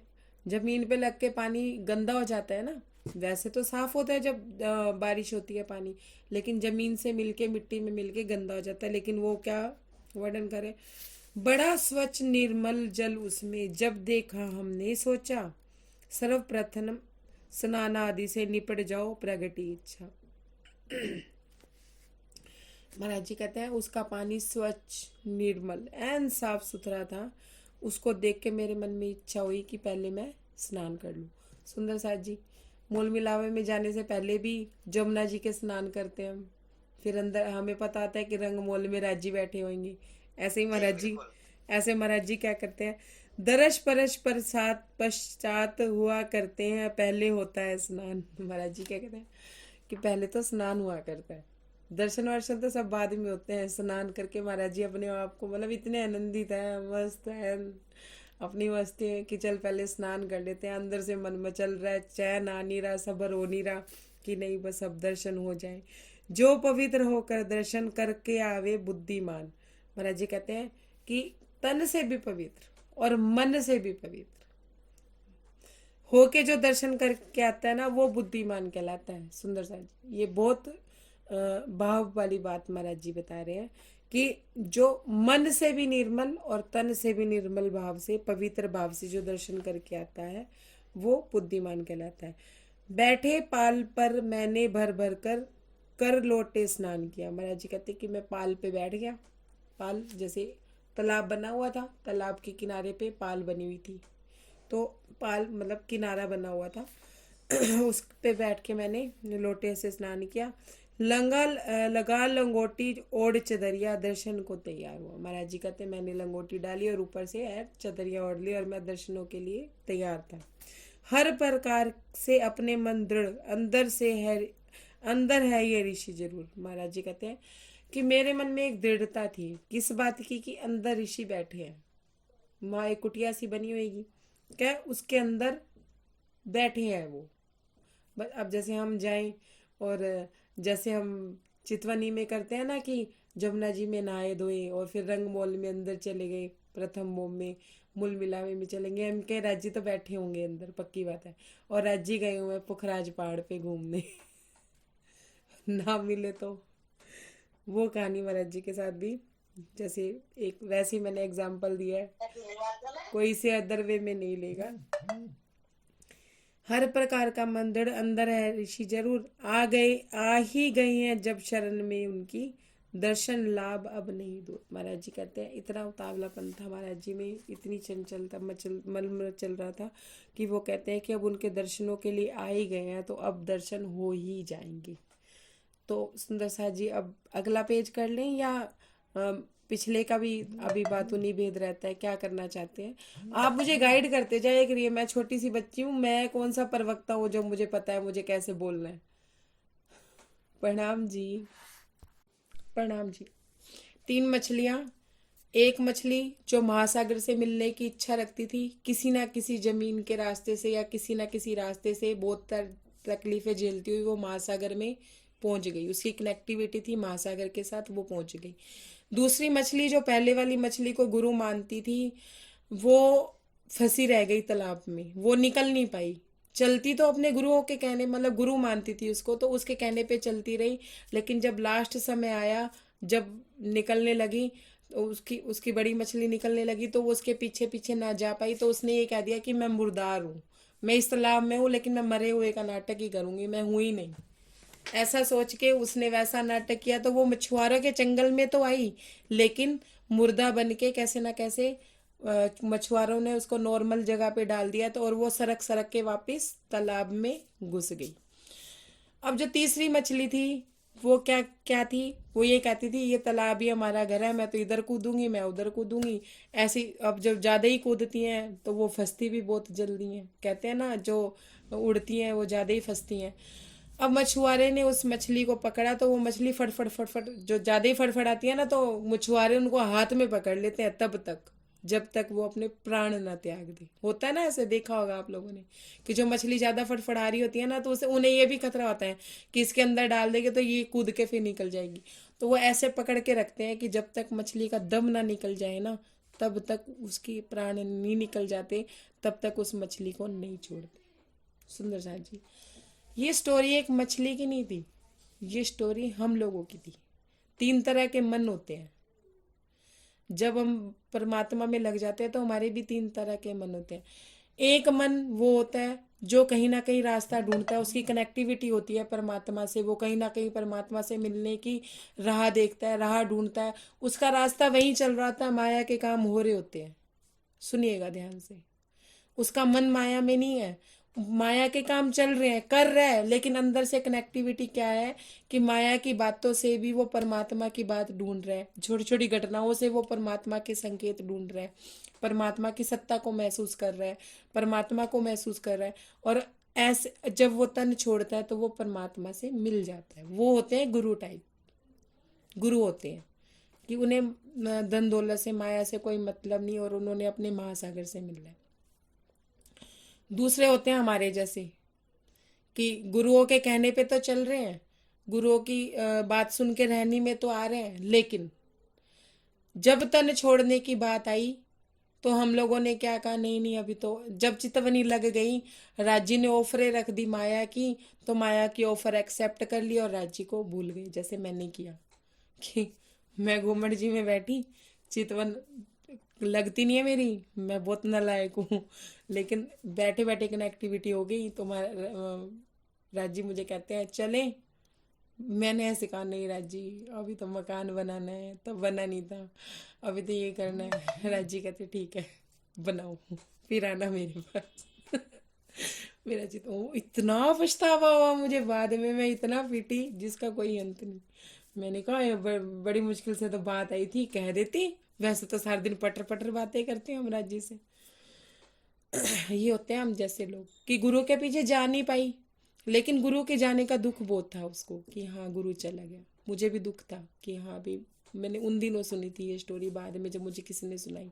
हम उनमें से हैं सुंदर साथ जी, कि अपने गुरुओं के कहने पे तो चल रहे हैं, लेकिन तन छोड़ते वक्त हमारी कनेक्टिविटी कहाँ रह गई? माया में। कहीं ना कहीं माया की कोई इच्छा अधूरी रह गई तो जा नहीं सकी। लेकिन उसने क्या किया, ध्यान से सुनिएगा। दुनिया के लिए वो मर गई। अब मरे बंदे को क्या तकलीफ, मरे बंदे को क्या फर्क पड़ रहा है? वो दुनिया के लिए मर गई तो मतलब दुनिया के लिए वो खराब हो गई। दुनिया के काम नहीं होंगे तो दुनिया वालों के लिए तो हम कहते हैं ना, एंदे होंदा और ना होंदा कोई फायदा नहीं है, इन्हें कुछ करना तो है नहीं का, इन्हें तो पे ही रहना है। समझ रहे हो मेरी बात? तो ये हालत एक समय पे अगर हमारे मन की अब नहीं हो गई ना, तो एक ना एक दिन हमारे तन की ऐसी हालत हो जाएगी। अब जो सुंदर साथ बिस्तर पे पड़ा रहता है और अपने प्राण नहीं त्याग सकता, और उनको बार बार ये कहा जाता है कि उनके लिए पाठ करवाए जाते हैं कि तन त्याग दें कर दें, तो उनकी ये अवस्था राजी महाराज उनको इसलिए दिखाते हैं कि अब तुम्हारे जो काम हो रहे थे, जो तुम जिसके लिए तुम सारी जिंदगी माया में लगे रहे, जिसके लिए तुम सारी जिंदगी माया में खपते रहे, अब वो माया के काम नहीं हो रहे क्या? देख के जाओ, तुम्हारे बिना सब हो रहा है और तुम्हारी क्या हालत है। अगर तुम समय से नहीं समझोगे तो समय के अंत में राज्य समझा के भेजेंगे। इस वजह से तन नहीं जाता उनका। होती वो भी ब्रह्मशिष्टि ही है कि हाँ ब्रह्मशिष्टि है, फिर भी ऐसा क्यों कर रही है, तो राज्य में लगी रही, रहनी करती रही। तो इस तरह की बात महाराज जी हमें राज्य हमें समझा के भेजते हैं। वो मछली ने क्या किया, वो मुर्दार हो गई। अब जब मुर्दा समझ के मछुआरों ने तो अपना जाल डालना ही डालना है। मछुआरों ने जाल डाला तो वो मुर्दा थी, तो वो मुर्दा सरक सरक के वापस तालाब में चली गई। ना तो उस मछुआरों को पता चला कि मछली हमारे हाथ से निकल गई, क्योंकि वो तो मुर्दा ही समझ रहे थे ना। बाद में जब देखेंगे देखेंगे उन्हें बड़ा पता चल रहा है इतनी मछलियों के बीच में एक मछली निकल भी गई तो क्या फर्क पड़ रहा है। ऐसे सुंदर साथी, हम माया में से अगर हम एक जने ने काम नहीं किया तो इसका मतलब ये थोड़ी ना कि माया के काम नहीं होंगे, वो तो फिर भी होते रहेंगे, कोई और कर देगा। सुनिएगा, एक मैं दरवाजा खोल दूं।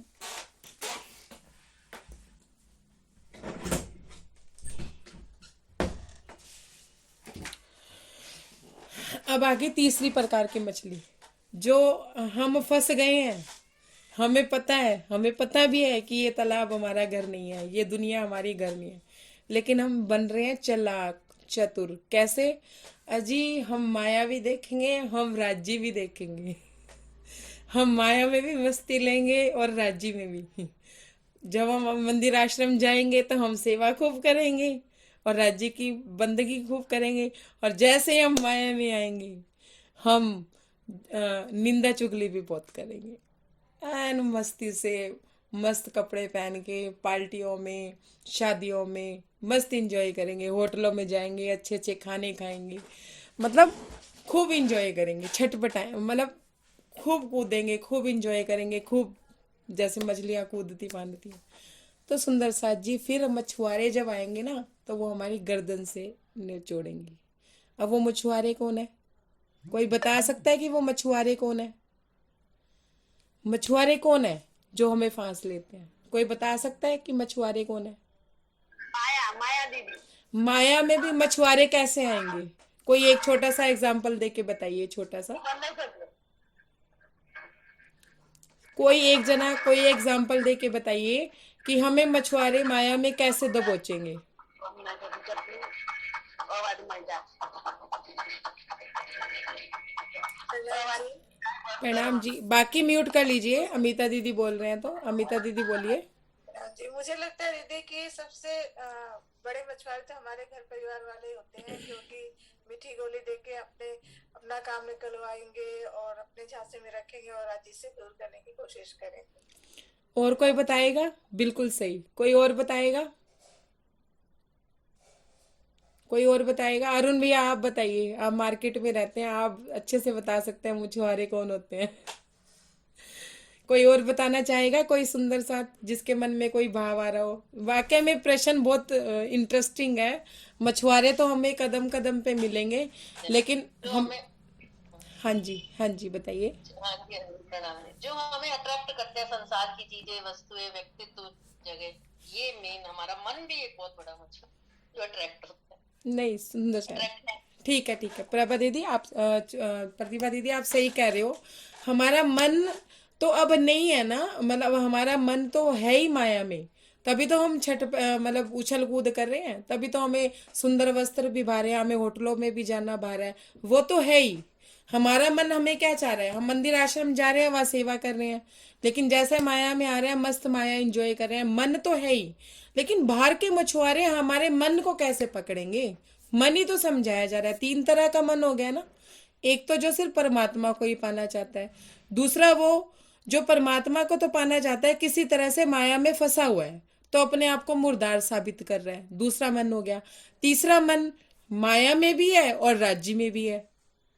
समझिए आप, कि माया में भी लगा हुआ है और राज्य में भी लगा हुआ है। मन तो है ही, लेकिन मछुआरे क्या कौन है? मछुआरे वो हैं, हमने जब हमें अच्छे अच्छे वस्त्र पहनने की इच्छा है, हमें अच्छे अच्छे चीज़ें खरीदने की, होटलों में जाने की इच्छा है, हमारी इच्छाएं भयंकर है, तो मछुआरे वो हैं जो इस बात का फ़ायदा उठाएं कि इन लोगों को तो इस चीज़ की जरूरत है, इस चीज़ देने के बदले हम इससे कुछ भी करवा सकते हैं। मान लीजिए, वही फिर मैं सूट का एग्जाम्पल दूंगी। 5,000 के सूट की इच्छा है, मन तो माया में है ना, 5,000 के सूट की इच्छा कर रहा है, और 5,000 के सूट को खरीदने के लिए 10 दिन दिहाड़ी कर रहे हैं, 500 रुपये रोज की। वो सूट की इच्छा 5,000 का सूट खरीदना है, 10 दिन दिहाड़ी कर रहे हैं, 500 रुपये की रोज की दिहाड़ी कर रहे हैं। उस दिहाड़ी में वो बंदा उसकी जान लेने को तैयार है कि तू ये भी कर, तू वो भी कर, तू वो भी कर, लेकिन वो कर रही है, वो रूह कर रही है। क्यों? क्योंकि उसे 5,000 का सूट लेना है। अगर वो इच्छा त्याग दे, मुर्दार हो जाए, मुझे क्या पहनना, कफन पहनना या 5,000 का सूट, क्या फर्क पड़ रहा है? तो तो कोई उसकी जान लेने को तैयार होएगा? मछली ऐसे पकड़ में आएगी? नहीं आएगी। मछुआरे समझ आए? क्योंकि हमारा मन अभी माया में है। हम क्या चालाक बन रहे हैं, हम राज्य भी पालेंगे, हम माया भी देखेंगे। हम चतुरता ही तो है ये, कि मंदिर आश्रम गए वहां का मोल, घर आए तो वहां का मोल। अगर घर परिवार वाले ऐसा कर रहे हैं, तो तुम भी तो कहीं ना कहीं, हमारा मन भी तो कहीं ना कोई चाहना कर रहा है। हमें भी तो रोटी खानी है, हमें भी तो घर में रहना है, हमें भी तो घर चाहिए। घर से बाहर निकल जाओ, कौन से घर के परिवार के, कौन सा घर? अगर हम मर गए तो हमारा घर कोई घर है क्या? मरे बंदे की कोई इच्छा होती है? नहीं होती, नहीं होती ना। लेकिन हमारी तो अभी इच्छाएं हैं, तो हम जैसे सुंदर साथ भी बीच में आते हैं। मैं भी उसके बीच में आती हूँ, उसमें भी आती हूँ, मैं इसमें भी आती हूँ, क्योंकि मैं भी तो माया के कार्य कर रही हूँ। मैं भी तो अपनी जान फंसा के बैठी हूँ, नौकरियों में, इसमें उसमें, क्योंकि कुछ चाहिए। तो ऐसी जो मछली होती है ना, वो जल्दी फंसती है, वो मछुआरों के जाल में जल्दी फंसती है। दूसरे नंबर की मछली वो कहती है, मुर्दा मुझे क्या करना, कोई रोटी दे ना दे, दे देगा तो 2 रोटी खा लेंगे, नहीं देगा तो नहीं खाएंगे। अरे शादी दे देगा तो ठीक है। अब वो मछली जिसको ये है कि नहीं भी, रोटी भी होनी चाहिए, मीठा भी होना चाहिए, और सब्जी स्वाद होनी चाहिए, नमक भी कम नहीं होना चाहिए, वो क्या करेगी? 2 दिन तो खा लेगी बिना नमक की, 3 दिन तो खा लेगी बेस्वादी, चौथे दिन खुद रसोई में मैं खुद ही बना लांगी, रहन दे तू। जाएगी ना वो रसोई में, फंस गई ना अपने ही जाल में। क्या अपना बना के बाहर आ जाएगी? खाना बनाएगी तो अपने ही बना के बाहर आ जाएगी। भाई घर के 4 मेंबर और भी हैं, उनका भी बनाना पड़ेगा। खा लेती बिना स्वाद और राज्य में लगी रहती। नहीं, चटोरापन, स्वाद चाहिए। तो ये मछुआरे हैं हमारे जीवन में। अब देखेगा मछुआरे कौन कौन है। मेरे को जब ये बात समझाई थी ना राज जी ने, मुझे ये बात जब महाराज जी ने समझाई, मैंने महाराज जी को प्रार्थना की, मैं बहुत तड़पी थी, बहुत कल्पी थी उस समय पे, तो मेरे मन को शांति नहीं मिल रही थी और मैं पन्ना जी में ही थी। मन ऐसे विचित्र हो गया था, ऐसे हो गया था कि बस मैं मतलब समझ नहीं आ रहा था कि मुझे माया चाहिए या मुझे राजी चाहिए, ये द्वंद था मेरे मन में। तो राजी ने मुझे आधा पौना घंटा बिठा के ये स्टोरी सुनाई, स्टोरी समझाई, किसी तन में आके, या किसी कुछ भी कह लो, आप कुछ भी कह सकती कि फोन में भी कोई स्टोरी आती है तो मैं राजी की स्टोरी समझती हूँ कि राजी मुझे कुछ समझाना चाह रहे हैं। तो मतलब अगर मैं फोन में भी कोई चीज देख रही हूँ ना, तो मुझे ऐसा ही लगता है महाराज जी मुझे ही कुछ बताना चाहते हैं। मतलब उन्होंने मुझे आधा पौना घंटा बैठ के यही बात समझाई कि तुम इन तीनों में से क्या हो, क्या चाहिए तुम्हें। अब श्री जी के टाइम पे जो रूहें थी वो तो श्री जी के साथ चली गई जो चली गई, उसके बाद जो रह गई छटपटाई तो रही है आज तक। जो मुर्दार हो जाती है यहाँ पे, मुर्दा है जिसे कुछ चाहिए ही नहीं, वो तो फिर राज्य को मिल जाती है, महासागर से मिल जाती है। लेकिन जो हमारे जैसी होती है ना, जिसे माया भी चाहिए और राज्य भी, हमें तड़क भड़क भी चाहिए, हमें मान सम्मान भी चाहिए, हमें ये डर, सबसे ज्यादा डर जो मुझे सताता था, अब नहीं, कि बचपन से जैसे गरीबी देखी, फिर आगे भी गरीबी थी, अब बच्चे बड़े हो गए, अगर मैं अब भी नहीं कमाऊंगी या मैं अब भी पैसा नहीं कमाऊंगी तो फिर मैं गरीब रह जाऊंगी, सुंदर साथ मेरा मान सम्मान नहीं करेगा, मेरे बच्चों की शादियां अच्छे घर में नहीं होंगी, गरीब घर में ही होंगी। मतलब इस तरह की भावना मेरे मन में रहती थी, कोई हमारे साथ उठेगा बैठेगा नहीं, क्योंकि ये सब चीजें हमने पहले देख ली थी। तो ये डर ज्यादा सताता था। मुर्दे को ये डर होता है, मुझे राजी कहने लगे मुर्दे को ये डर है कि उसके पास कौन बैठा है कौन नहीं बैठा। मरने के बाद तुम उसके लिए चाहे खीर पूड़े बंटवा दो, चाहे लंगर लगवा दो, जीते जी तो रोटी मिली नहीं किसी को।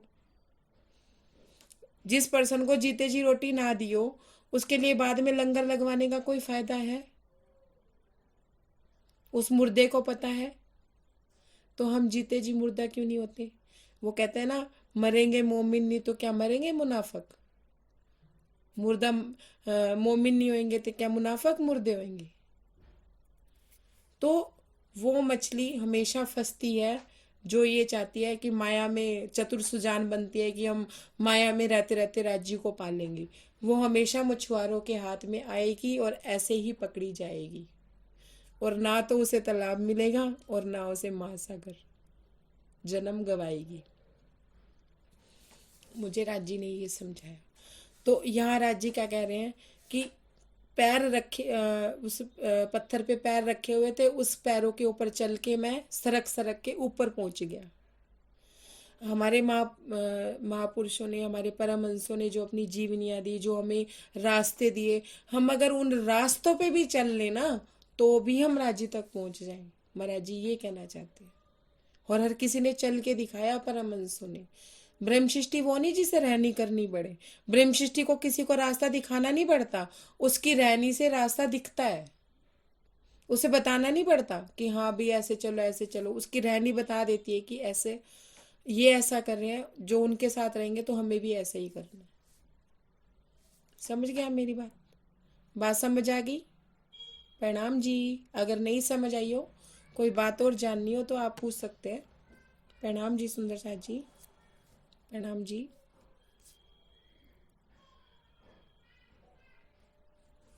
प्रणाम जी। मैं इससे आगे नहीं ले पाऊंगी और मैं जल्दी ये भी तक नहीं कर सकती, क्योंकि मुझे किसी सुंदर साथ ने बोला कि मेरा बेसब्री से इंतजार है कि एक एक चरण की आप इतनी व्याख्या कर देते हो, बात उन्हीं भेद में ही बात रह जाती है, स्टोरी आगे नहीं बढ़ती है। मैं स्टोरी नहीं गा रही हूँ सुंदर साथ जी, स्टोरी पढ़नी है अभी तक लीजिए, स्टोरी पढ़िए और स्टोरी की तरह पड़ जाइए। लेकिन यहाँ एक एक लाइन में महाराज जी हमें रास्ता दे रहे हैं, मैं उसको बताए बिना आगे भी बढ़ सकती हूँ। महीने से ऊपर हो गया अभी तक चलते को, और मुझे लगता नहीं आगे महीने में भी पूरी होएगी, क्योंकि ये आधी हुई है अभी। आज मैंने गौर किया कि आधी भी पूरी नहीं हुई है अभी, मतलब आधी से थोड़ी कम हुई है। तो ये अभी तक अगली 3 महीने तक खत्म होने वाली नहीं है। अगर किसी ने स्टोरी के रूप में पढ़नी है तो वो पढ़ सकते हैं। और मेरे से तो जो महाराज जी अब ये अर्थ निकलवा रहे हैं, तो मैं ये समझती हूँ कि राज जी मेरे मेरे लिए ये निकलवा रहे हैं। तो मैं आप लोगों के पास वही सुच्चा सच्चा सुच्चा जो मंथन है वो आपको भेज रही हूँ। कोई प्रवक्ता बन के नहीं बैठी हूँ मैं, ना मुझे कुछ आप लोगों से मान सम्मान की इच्छा है। लेकिन अगर मैं बातों नहीं भेद ना बताऊं तो मेरे को खुद सुनने को नहीं मिलते। जो राज जी मुझे सुना रहे हैं, मेरे जीव को सुना रहे हैं, जो मेरे जीव में दृढ़ता आ रही है राज जी के लिए, वो सुनने से भी नहीं आई थी जब मैंने ये अभी तक सुनी थी। और इस तरह से तो मैंने सुनी ही नहीं थी। मैंने तो श्रवण सुख की तरह ही सुनी थी। काम कर रही हूँ, कान में लीड लगी है, चल रही है, सुन रहे हैं बस। तो इसलिए मैं जल्दी नहीं चला सकती। मैं इस बात की माफ़ी मांगती हूँ। मैं क्या नहीं चला सकती, राजी एक पेज ही नहीं पूरा करते हैं। वो पेज आगे का पढ़ तो दिया लेकिन ये तो पिछला ही पूरा नहीं हुआ अभी। सही है, मैं ऐसे क्या सही है। करूँ आपका मैं क्या करूँ, अपनी रहनी तो हमें समझ आएगी ना आगे। है ना। और फिर ये माया में ऐसे हमें ही कैसे मछुआरों से बचना है। हमारे खसम कौन कौन से हैं, हमारी टाट में पैबंद कौन कौन से हैं। जब तक ये चीजें हमें समझ नहीं आएगी, हम किस सुंदर साथ से डर रहे हैं, वो डर हमारा खत्म नहीं होगा, तो हम कैसे आगे बढ़ेंगे। डर के आगे जीते हैं। वो डायलॉग है ना, ये सारे हमारे लिए बने हुए हैं। ये ब्रह्मांड हमारे लिए बना हुआ है। इस ब्रह्मांड की एक एक वस्तु हमारे लिए बनी हुई है। एक एक गाना हमारे लिए बना हुआ है। एक एक जगह हमारे लिए बनी हुई है। हम उस जगह से परम धाम की कोई चीज लेते हैं, या माया के जीवों की तरह विचरण करके हाँ डर के आगे जीता है। वो सोच रहा है मेरी गर्लफ्रेंड के जो घर परिवार वाले हैं उनसे डर के मैं जीत जाऊं तो मैं जीत गया। लेकिन हमारी इस डर के आगे भी हमारी जीत है सुंदर सा जी। कोई गलती हो तो क्षमा कीजिएगा। प्रणाम जी। और किस recording page number 86, page number 86 महाराज जी क्या कह रहे हैं। महाराज जी कहाँ तक पहुंच गए हैं, पिछले पेज से एक लाइन ले लेते हैं अपने। कि पथिक पहुंच जावे मंजिल तक, बहुत बड़ी किस्मत समझो। महाराज जी भय की बात कर रहे थे। भय कैसा भय, कि हम सुंदर साथ में भी हम भय में रहते हैं, या गुरुओं में, गुरुओं का भय भी हमें रहता है कि अगर ये इस गुरु को छोड़ देंगे तो ये गुरु हम हमारे बारे में ऐसे बोलेगा, या हम पे कुछ कर ना दे, हमारे साथ कुछ हो ना जाए। तो ये भय बना रहता है कि चितवनी करें या चर्चनी करें। चर्चनी वाले सुंदर साथ के बाद बीच में बैठ के चितवनी की बात नहीं कर सकते, और चितवनी वाली सुंदर साथ के बीच में बैठ के वाणी मंथन की बात नहीं कर सकते। तो एक तरह से डर लगा रहता है। इस डर को सब लोगों ने महसूस किया होगा सुंदर साथ जी। आप सब अपनी अपनी बीतक देखेंगे तो कहीं ना कहीं जरा मरा डर रहता ही है। जिस प्रकार घूमा करते थे धोले काले, लेकिन हमें कोई नहीं मिला उनके गली मल्ले में। महाराज जी कहते हैं, महाराज जी कहते हैं कि जंगल में वो काले पीले से लोग भी होते हैं ना, मुझे वो भी नहीं मिले। कोई मुझे मिला नहीं। कि कोई ऐसा, मतलब महाराज जी के कहने का जो भाव था वो ये था कि डर डर इतना डर इतना कि इस सुंदर साथ का डर, उस सुंदर साथ का डर, अगर इस ग्रुप में नहीं जाएंगे, इस ग्रुप के साथ नहीं जाएंगे तो भी डर लगता था कि इस ग्रुप के साथ नहीं गए, उनके साथ बात नहीं की तो शायद वो ग्रुप से बाहर कर दे, फिर वो हमें हमसे बात नहीं करेंगे, इस तरह का डर। तो कह रहे हैं कि मुझे कोई धोले काले, मतलब ऐसे कोई ऐसा दूर दूर तक कोई ऐसा बंदा नहीं मिला, जो ऐसा सुंदर साथ नहीं मिला जो एक्चुअल में राज्य को पाना चाहता हो, एक्चुअल में कोई राज्य से प्रेम करता हो। कोई काला धोला भी नहीं मिला कि चलो कोई काले मन से ही कह दे कि मुझे राज्य चाहिए। सब बस चर्च मतलब मुंह से कहे जा रहे हैं, चाम से कि रहनी में आना चाहिए, रहनी में आना चाहिए। और कहने को तो सब कहते हैं कि रहनी में आना चाहिए, जब रहनी देखो तो रहनी में कोई आ ही नहीं पा रहा था। इस तरह की बात महाराज जी हमें बताते हैं कि गली मोहल्ले में भी मुझे कोई नहीं मिला। कि मुंह से तो बड़ी बड़ी बातें कह रहे हैं कि हमें ऐसी रहनी करनी चाहिए, हमें ऐसी रहनी करनी चाहिए। स्टेज पे बैठे हैं तो बोल रहे हैं ऐसी रहनी होनी चाहिए। स्टेज से उतरते ही माया की बातें शुरू हो जाती हैं, या उनकी खुद की रहनी ऐसी है कि वो भी विषय वासनाओं में पड़े हैं। अब क्या कह रहे हैं आगे, भय ना मौत ना सीध नाक की, बढ़ गए हम भी ऊपर। महाराज जी कहते हैं इन चीजों से भी ऊपर हमें जाना है। किसी भी भय की चिंता नहीं करनी, अपनी मौत की भी चिंता नहीं करनी कि हाँ मर जाएंगे, धर्म में से कोई निकाल देगा, हम अकेले रह जाएंगे, हमारे साथ कोई जाने वाला नहीं होगा, हमें मंदिर आश्रम में कोई बुलाएगा नहीं, कोई हमारा मान नहीं करेगा, सम्मान नहीं करेगा। क्या इन चीज़ों से भी हमें उठ के उन सुंदर साथ का भी संग छोड़ के उनसे आगे बढ़ना है हमें। महाराज जी ऐसा हमें बताते हैं। सुंदर साथ जी, एक बात महाराज जी शुरू से ही उनके बीच तक हमें समझाती चली आ रही है कि हमें अपना रास्ता अकेले ही तय करना है।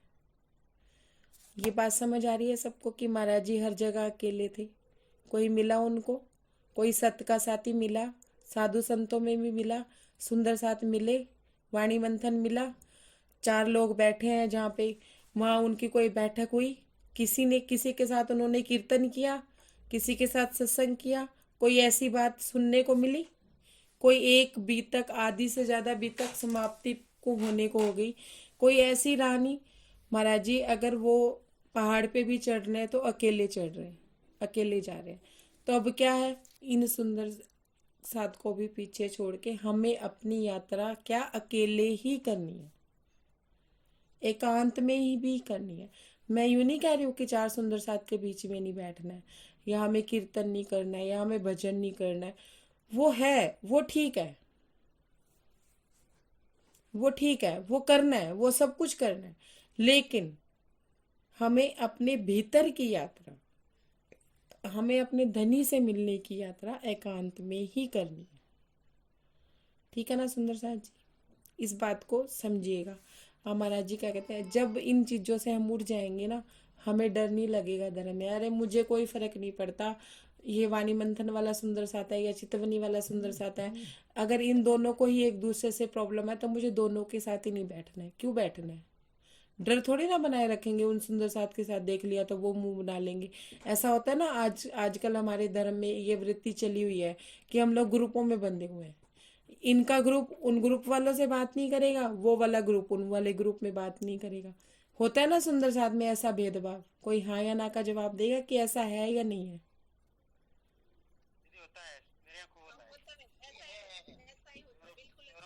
ऐसा होता है ना, ऐसा होता है। फिर ऐसा लगता है कि ये ग्रुप वाले उधर देख लेंगे तो यार फिर वही बात, वो बुरा मानेंगे, उधर वाले इधर देख लेंगे तो ये कहेंगे कि ये तो जगह जगह ही जा रहे हैं, जगह जगह ही आ रहे हैं। इस तरह की भावना होती है। तो महाराज जी कहते हैं हमें इन चीज़ों में पढ़ना ही नहीं है। हमारे लिए तो इस ग्रुप वाला भी सुंदर साथ है और उस वाला भी सुंदर साथ है। हमें किस पे नजर रखनी है, पहाड़ की चोटी पे, कहाँ, राज्य पे। हमें पता है कि इन लोगों ने राज्य तक ही पहुंचना है। मेरे फोन में आवाज धीरे हो गई है या आप लोगों को भी आवाज धीरे आ रही है? मेरी आवाज ठीक आ रही है?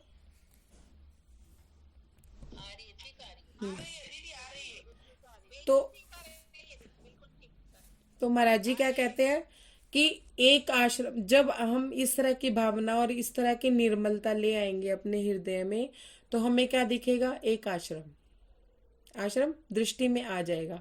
हमें अपना घर नजर में आ जाएगा। क्या होगा, परम धाम देखने के लिए भी हमें क्या मतलब स्टेज है वो बताई जा रही है कि हमारा घर हमारी नजर में आ जाएगा, आश्रम हमारी दृष्टि में आ जाएगा। अब फिर क्या कह रहे हैं महाराज जी, लगे ढूंढने रास्ता ऊपर का हम घूम घूम करके। महाराज जी कहते हैं कि अब मैंने घूम घूम के उस रास्ते उसके एंटर होने का रास्ता मुझे। अब सुंदर साथ जी अपनी चितवन को अब दौड़ाइए, जो आप लोगों ने चर्च नहीं करी हुई है, जो आप लोगों ने चितवनी अब इतने टाइम से आप कर रहे हो, या सुबह 3 बजे उठ रहे हो, 4 बजे उठ रहे हो, अब जरा अपना चितवन दौड़ाइए। एक जगह स्थिर होके अपना चितवन दौड़ाइए। अब चितवन कहाँ घूमती है कि हमें परम धाम, मान लो हमारी नज़र में आ गया और हम परम धाम में एंट्री भी कर गए, तो हम रास्ता खोज रहे हैं। कहाँ का रास्ता खोज रहे हैं, अंदर तक जाने का रास्ता खोज रहे हैं। कि हम समझ लीजिए कि रंग महल के चारों तरफ घूम रहे हैं और रंग महल के अंदर जाने का रास्ता ढूंढ रहे हैं। ये महाराज जी हमें बता रहे हैं कि मुझे आश्रम दिखा और मैंने घूम घूम के रास्ता ढूंढना शुरू किया। और हम कहाँ घूमते हैं, हम कहाँ घूमते हैं, हम यहाँ विचरण कर रहे हैं। यहाँ विचरण करके हम परम धाम का रास्ता ढूंढ रहे हैं कि हमें कोई परम धाम तक पहुँचाए। हमने अपना घर देख लिया, हमारी दृष्टि में आ गया। सुंदर साथ जी, ये बहुत अनुभव वाली बात है जो आप लोगों के अनुभव में आई होगी, आपको नहीं ध्यान होगा तो मैं मेरे अनुभव में जो आई वो मैं बता देती हूँ।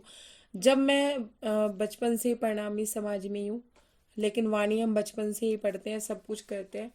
हमें बचपन से ही बस समझाया जाता है कि हम परम धाम के हैं, हमने खेल मांगा था। यही बात हर प्रवक्ता करता है और यही से बात शुरू करके ख़त्म कर देता है।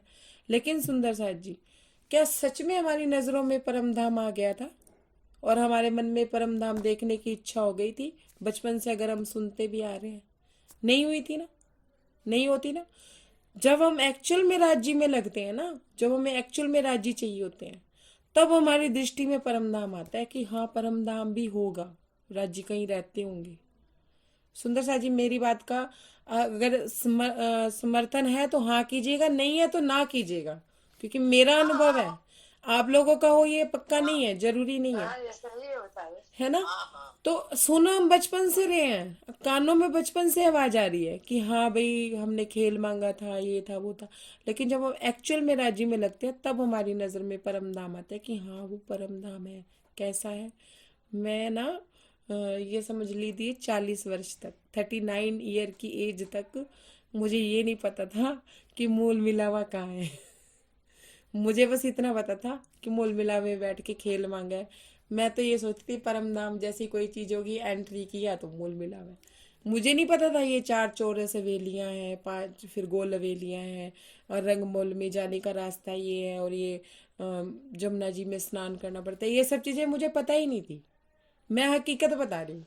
लेकिन जब मैं मेरा राज्य की तरफ मेरा प्रेम इश्क उनके प्रति ज़्यादा हुआ, या मेरी लगन ज़्यादा लगी, उसके बाद परम धाम मेरी नज़र में आया। और जब मैंने पहली बार पढ़ा कि जमुना जी से ऐसे जाते हैं और 4 चौरस हवेलियाँ पार करनी पड़ती हैं, तो मैंने तो ये सोचा मैं तो इन चौरस हवेलियों में ही रल जाऊंगी, मैं कहाँ आगे जा पाऊंगी। धनी आप ही ले जाना, मेरे बस की तो है नहीं ये जाना जूना।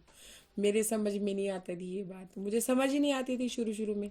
मुझे ऐसा लगता था पता नहीं ये 4 चौरस हवेलियों में से रास्ता कहाँ से निकलेगा, वो उसे कैसे पार करेंगे, मैं यहीं अटक जाती थी।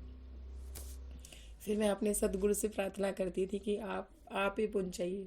जाहिरी नहीं मिल रहे थे मुझे, जाहिरी थे भी नहीं, और पर बस बड़े महाराज जी से जुड़ी हुई थी मैं। महाराज जी को प्रार्थना करती थी आप मुझे लेके जाइए, आप अपने आप दिखाइए, आप जहाँ ले जाओगे। मैं तो जरूरी थोड़ी ना आप मुझे मूल मिलावे में मिलिए, आप मुझे जमुना जी पे ही मिल जाना, छोड़ना मत। सुना मैंने ये था कि जमुना जी पे सदगुरु छोड़ देते हैं, तो मैं अपने सदगुरु को कहती होती थी आप राजी हो, आप मुझे जमुना जी तक ले जाके बीच मझधार में कैसे छोड़ सकते हो? आप मुझे अंदर तक जैसे भी आपने जहाँ ले जाना हो मुझे ले जाना। मेरे मन में भाव ही आते थे। तो जब हम राज्य में लगते हैं तो हमें अपना घर दिखना शुरू हो जाता है। मार्ग, मगर मार्ग बिल्कुल नहीं पाया, थी दीवार के लिए जैसी। सुंदर सा जी, ये मेरी अवस्था का वर्णन था। इसलिए जब हरीश भाई बोल रहे थे तो मेरे फेस पे स्माइल थी कि मार्ग तो मैं जानना चाहती थी, परम धाम जाने का, मूल मिलावे में जाने का मार्ग तो मैं जानना चाहती थी, लेकिन मुझे सिर्फ दीवारें ही दिखती थी, दीवारें ही महसूस होती थी, मूल मिलावा नहीं महसूस होता था। चढ़े जानवर ऊपर कैसे, उनकी ऐसी की तैसी। महाराज जी कहते हैं कि जीव सृष्टि, मैं जानवर नहीं कह रही उनको, ऐसा नहीं कह रही, मेरे मन में ऐसा भाव नहीं है कि जीव सृष्टि और ईश्वरी सृष्टि वहां तक पहुंच ही नहीं सकती। मन में भाव जो महाराज जी चला रहे हैं, मैं उनको जानवर जैसा हल्का शब्द नहीं बोल रही हूँ, लेकिन एक बात बोली जा रही है कि जीव सृष्टि और ईश्वरी सृष्टि वहां नहीं पहुंच सकती। चारों ओर घूमकर आखिर यह अंदाजा लगाया, फिर हिंसक जंतु न पहुंचे, ऊपर मार्ग न छोड़ा उस खातिर। महाराज जी कहते हैं कि मैं चारों तरफ घूमा, और हम लोग क्या करते हैं, हम लोग चारों तरफ घूमते हैं। कैसे घूमते हैं? कोई मूल मिलावा बता दो, कोई चर्चनी बता दो, कोई चितवनी बता दो। इतना विस्तार जितना अब है ना कि कोई भी चर्चनी बता देता है, उस समय पे नहीं था, महाराज जी के समय पे नहीं था। और मेरे समय पे भी जब मैंने जिन सुंदर सास जी से कहा ना कि मुझे बता दीजिए कि मूल मिलावा कहाँ है, ये कैसे है, इसका थोड़ा सा वर्णन कर दीजिए, तो वो सुंदर सास पता है क्या कहते थे? मेरे पास समय नहीं है, मेरे पास ये नहीं है, मेरे पास वो नहीं है। मतलब कहीं ना कहीं आप मेरे से बाद में पूछना, आप ये चर्चा सुन लेना, इसमें सब बताया गया है, आप ये चर्चा नहीं सुन लेना। अगर सुनने से ही समझ आता तो फिर बात ही क्या थी। वो दीवारें वो गिनतियों में ही उलझ जाते थे, समझ ही नहीं आता था। तो फिर एक मेरे जैसे सुंदर साथ, मेरा जैसा मतलब अनाड़ी सुंदर साथ, अज्ञानी सुंदर साथ। मैं उन्हें अज्ञानी नहीं कह रही, मैं अपने आप को अज्ञानी कह रही हूँ। वो तो बहुत मतलब मैं समझती हूँ कि जिसने मुझे हाथ पकड़ के मूल मिलावा दिखा दिया, मेरे लिए तो वही बड़ी है एक तरह से। नॉर्मल सुंदर साथ थी हम, रमता की बात कर रही हूँ मैं। तो रमता ने मुझे सिखाया क्या, मूल मिलावा, मूल मिलावे में ऐसे जाना है, ऐसे जाना है। फिर उसने मुझे परिक्रमा बताई। तो मैं क्या करती थी, वो तो मुझे मूल मिलावे में अंदर जाने का रास्ता बताती थी, मैं परिक्रमा में घूम के रंग महल के गेट पे आके खड़ी हो जाती थी। मैं कहती थी राज्य आप लेने आओ मुझे, मैं अंदर चार हवेलियों में ही उलझ जाऊंगी, मैं नहीं जा पाऊंगी। मेरी ये व्यथा थी। मैं बड़ा मुझे लगता था, इच्छा थी जाने की, पर मैं बस वो परिक्रमा करती थी, वट वृक्ष की, नूर बाग, फूल बाग, पीछे वो अन्न बन, फिर इधर से खड़ो कली, इधर से आके यहाँ आके खड़ी हो जाती थी। परिक्रमा मुझे याद हो गई थी, याद थी, और मैं उसी का ही ध्यान करते करते बस सीढ़ियों पे आके वो लाल वाले वृक्ष पे या हरे वाले वृक्ष के चबूतरे पे आके बैठ जाती थी, ऐसे करके। बस ये भाव रख के मैं बस ये इंतजार करती थी वहां पे, गिरा जी आप और मुझे लेके जाओ, मैं नहीं अंदर जाके मैं उलझ जाऊंगी चार वेदियों से। मुझे ऐसे लगता था कि मैं पार कैसे करूंगी, थंबे इतने थे, ये था, कोई कहता था सीधे से निकल जाओ, कोई कहता था ऐसे से निकल जाओ, अरे रास्ता ही नहीं पता, घर के मालिक से कनेक्टिविटी। फिर किसी सुंदर साथ ने मुझे बताया, वो भी हमारे बड़े थे, वो चर्च नहीं करवाते थे। मैंने उनसे कहा कि मैं तो ना चार हवेलियों में ही उलझ जाऊंगी, तो मैं कैसे जाऊं। तो उन्होंने मुझे क्या बोला कि तुम्हें कुछ करना ही नहीं है, बस तुम्हें ना ऐसे आंखें बंद कर लेनी है वहां जाके, और तुमने सिर्फ पहली चौरस हवेली में एंटर करने के बाद सीधा मूल मिलाप की हवेली में अपनी आंखें खोलनी है। मतलब इस तरह, मतलब किस तरह से उन्होंने समझाया, किसी तरह से किसने समझाया, किसी तरह ने, किसी सुंदर साथ ने समझाया, जुड़ते चले गए और राज्य से मुलाकात के लिए रास्ता ढूंढते चले गए। तो इस तरह की बात महाराज जी हमें बताते हैं इसमें भी, कि वो आश्रम के लिए कह रहे हैं और हम अपने मूल मिलावे की चितवनी कर रहे हैं और वहां पहुंचना चाहते हैं। अब देखिए क्या कहते हैं।